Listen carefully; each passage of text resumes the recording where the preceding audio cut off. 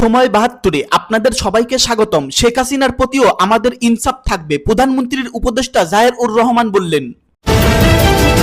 Fire সার্ভিসের উন্নয়নে সরকার কাজ করছে বলেছেন স্বরাষ্ট্রমন্ত্রী সালাউদ্দিন আহমেদ। শরীয়তপুরে ইউপি চেয়ারম্যানকে পেটানোর অভিযোগ বিএনপি নেতার বিরুদ্ধে।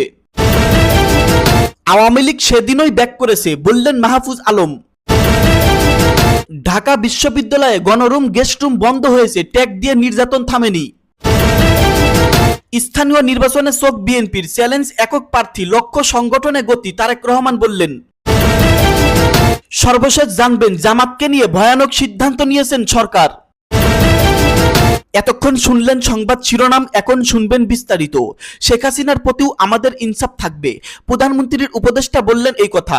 ছাত্র জনতার অভ্যুত্থানে ক্ষমতাচ্যুত সাবেক প্রধানমন্ত্রী শেখ হাসিনার প্রতিও ইনসাফ থাকবে বলে মন্তব্য করেছেন প্রধানমন্ত্রী তারেক রহমানের তথ্য ও সম্প্রচার মন্ত্রণালয় বিষয়ক উপদেষ্টা জাহেদুর রহমান। তিনি বলেছেন, শেখ হাসিনা যদি বাংলাদেশে ফেরত আসেন তাকে কোনো এক্সট্রা জুডিশিয়াল বিচার বহির্ভূত কিছু করা হবে না। সরকারের কর্মকাণ্ড তুলে ধরতে আজ মঙ্গলবার সচিবালয়ে তথ্য মন্ত্রণালয়ের আয়োজিত নিয়মিত সংবাদ সম্মেলনে উপদেষ্টা জাহেরুর রহমান একথা বলেন। সংবাদ সম্মেলনে সরকারের ৩ মাসের কর্মকাণ্ডের অগ্রগতি তুলে ধরেন তথ্য ও সম্প্রচার মন্ত্রী জাহিরুদ্দিন স্বপন।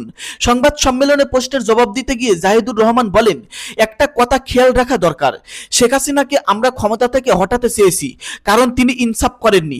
পরবর্তী যে বাংলাদেশ তৈরি হয়েছে সেটার প্রধান উদ্দেশ্য হচ্ছে ইনসাফ। শত্রুর প্রতিও ইনসাফ থাকবে, শেখ হাসিনার প্রতিও আমাদের ইনসাফ থাকবে। শেখ হাসিনা যদি আসেন বাংলাদেশে তাকে কোনো এক্সট্রা জুডিশিয়াল কিছু আমরা করব না।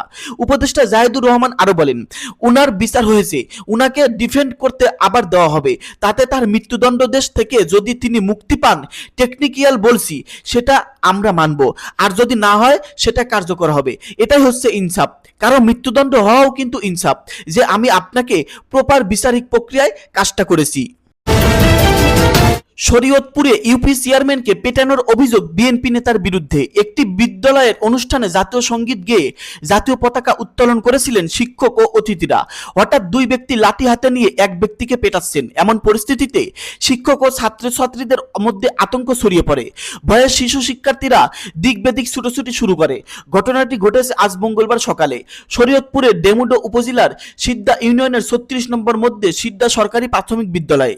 সিদ্ধা ইউনিয়ন পরিষদে ইউপি চেয়ারম্যান সৈয়দ হাদি জিল্লুর রওপর এই হামলা করেছেন ইউনিয়ন বিএনপির সহসভাপতি জসিম ব্যাপারী। ওই হামলায় একটি ভিডিও সামাজিক যোগাযোগ মাধ্যমে ফেসবুকে ছড়িয়ে পড়েছে। জসিম ব্যাপারী হামলা করার কথা স্বীকার করে প্রথম আলোকে বলেন, ইউপি চেয়ারম্যান জিল্লু আওয়ামী লীগ করেন, এখন বিএনপি ক্ষমতায়, সে কেন অনুষ্ঠানে অতিথি হবেন? এখন অতিথি হবেন বিএনপির নেতারা। তাকে অনুষ্ঠানে দেখেই আমরা মেজাজ খারাপ হয়ে যায়, রাগ নিয়ন্ত্রণে না রাখতে পেরে বাঁশ দিয়ে হামলা করেছি।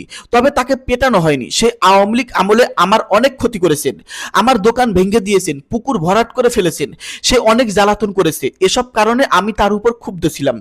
স্থানীয় সূত্রে জানা যায়, প্রাথমিক বিদ্যালয়ের শিক্ষার্থীদের জাতীয় প্রাথমিক শিক্ষা পদক প্রতিযোগিতা চলছে।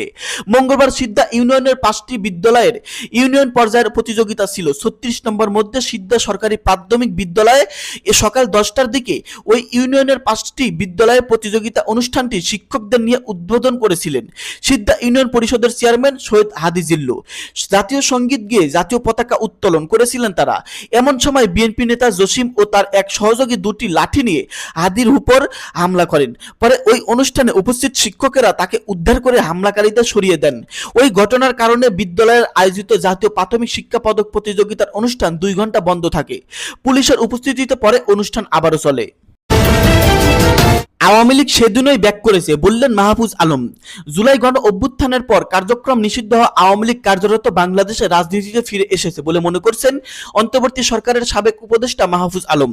আজ মঙ্গলবার এক ফেসবুক পোস্টে এই অভিনত করেছেন তিনি। পোস্টে মাহফুজ আলম লিখেছেন, লীগ রাজনৈতিক দলের আগে একটা ধর্মত্ব ও সে ধর্মত্ব ইমান আবার ফেরত এসেছে। কিভাবে ফিরলো সে গল্পই আজ বলবো। এরপর আওয়ামী লীগ কিভাবে ফিরছে তার বিরাট একটি তালিকা তুলে ধরেছেন জুলাই গণ অভ্যুত্থানে গুরুত্বপূর্ণ ভূমিকা রাখা মাহফুজ আলম। তিনি লিখেছেন, লীগ সেদিনই ব্যাক করেছে যেদিন 24কে 71-এর বিরুদ্ধে দাঁড় করিয়েছিল স্বাধীনতার বিরুদ্ধের শক্তি। লীগ সেদিনই ব্যাক করেছে যেদিন থেকে ডানপন্থীদের উত্থানের জন্য আন্তরিন সরকারের লোকজন কাজ করা শুরু করেছে। লীগ সেদিনই ব্যাক করেছে যেদিন আইনের শাসনের বদলে মবের শাসনে আনন্দ পেয়েছিল গত 17 বছরের মুসলিমগণ। এছাড়া মাজারে হামলা, হিন্দুদের উপর নিপীড়নের বিরুদ্ধে সরব না হওয়াও আওয়ামী লীগের ফেরার পথ সুগম করেছে বলে মনে করেন মাহফুজ আলম। তিনি লিখেছেন, লীগ সেদিনই ব্যাক করেছিল যেদিন থেকে উগ্রবাদীরা মাজারে হামলা করেছে, মসজিদ থেকে ভিন্নতমলম্বীদের বের করে দিয়েছে। লীগ সেদিনই ব্যাক করেছে যেদিন হিন্দুদের উপর নিপীড়ন হয়ে মুসলিমদের চুপ ছিল। এছাড়া ধর্মনিরপেক্ষ ব্যক্তিদের মধ্যে ডানপন্থার উত্থানের আশঙ্কা ও উগ্রবাদীদের নিরাপত্তার জায়গা করে দেওয়াটা আওয়ামী লীগের ফেরার জন্য সহায়ক হয়েছে বলে মনে করেন মাহফুজ আলম। তার ভাষায়, লীগ সেদিনই ব্যাক করেছে সেদিন সেকুলার মূল্যবোধে বিশ্বাসী মানুষজন এদেশে সরকার প্রযোজিত ডানপন্থার উত্থান হয়ে ভয় পেয়েছিলেন। লীগ সেদিনই ব্যাক করেছেন যেদিন মব স্টারদের এদেশে হিরো বানানো হয়েছিল, উগ্রবাদীর সেফ স্পেস দেওয়া হয়েছিল।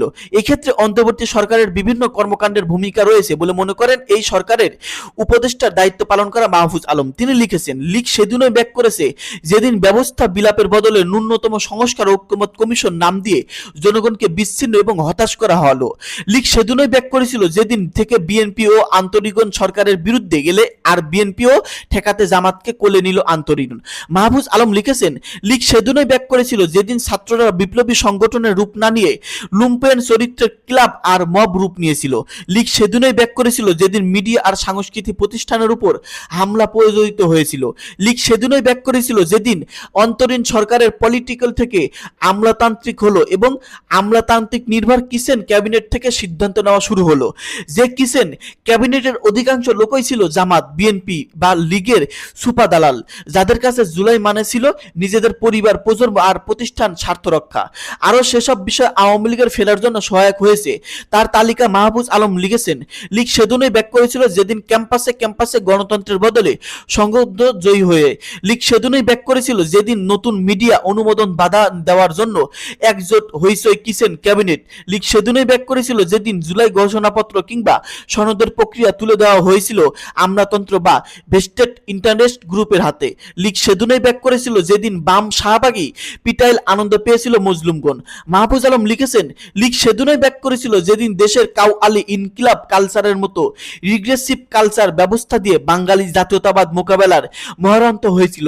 লীগ সেদিনই ব্যাক করেছে যেদিন নির্বাচনী বাটোয়ারার মাধ্যমে সংস্কার ও বিচার কম্প্রোমাইজ করা হলো এন্ড বিএনপি জামাতের বার্গেনিং টুল বানানো হলো। লীগ সেদিনই ব্যাক করেছে যেদিন কমিশন, ট্রাইব্যুনাল, বিশ্ববিদ্যালয় ইত্যাদিকে একটি আদর্শের লোকদের মাধ্যমে ক্ষমতা হরণের বার্গেনিং টুলে পরিণত করা হলো। লীগ সেদিনই ব্যাক করেছে যেদিন কালচারি ইলকোরসালি যারা জুলাই আমাদের পক্ষে দাঁড়িয়েছিল তাদের বাদ দিয়ে জিরো কন্ট্রিবিউশন গুপ্তদের ক্ষমতায়ন করা হলো। এই তালিকা আরো বাড়বে বলে পোস্টের শেষাংশে উল্লেখ করেছেন মাহফুজ আলম। স্থানীয় নির্বাচনে চোখ বিএনপির, চ্যালেঞ্জ একক প্রার্থীর, লক্ষ্য সংগঠনে গতি। চলতি বছরের নভেম্বর-ডিসেম্বরের মধ্যে ইউনিয়ন পরিষদ নির্বাচন আয়োজনের প্রস্তুতি নিচ্ছে সরকার। এই নির্বাচন দিয়ে স্থানীয় সরকারের ভোট শুরু হতে পারে। তবে দলীয় প্রতীক না থাকায় সম্ভাব্য বিদ্রোহী প্রার্থী ও সহিংসতার আশঙ্কা নিয়ে বিএনপির ভেতরে উদ্বেগ আছে।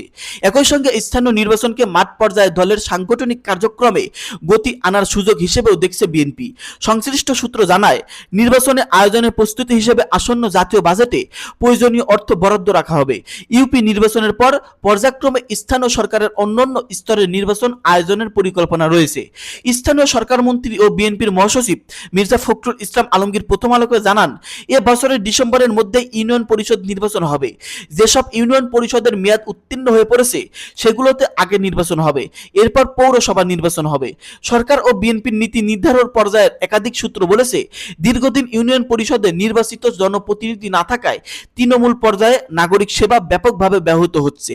বর্তমানে প্রশাসক ও সচিবদের মাধ্যমে কার্যক্রম পরিচালিত হলেও এটি তাদের মূল দায়িত্ব নয়। অতিরিক্ত দায়িত্ব হিসেবে কাজ করতে গিয়ে সেবায় মানে ঘাটতিও তৈরি হয়েছে, যার সরাসরি প্রভাব পড়েছে সাধারণ মানুষের উপর। দর্শক, এতক্ষণ শুনলেন গুরুত্বপূর্ণ নিউজ। আপনাদের মন্তব্য ভিডিওর কমেন্ট বক্সে লিখে অবশ্যই জানিয়ে দিবেন। সকলে ভালো থাকবেন। সময় 72 ইউটিউব চ্যানেলের সঙ্গেই থাকবেন। ধন্যবাদ।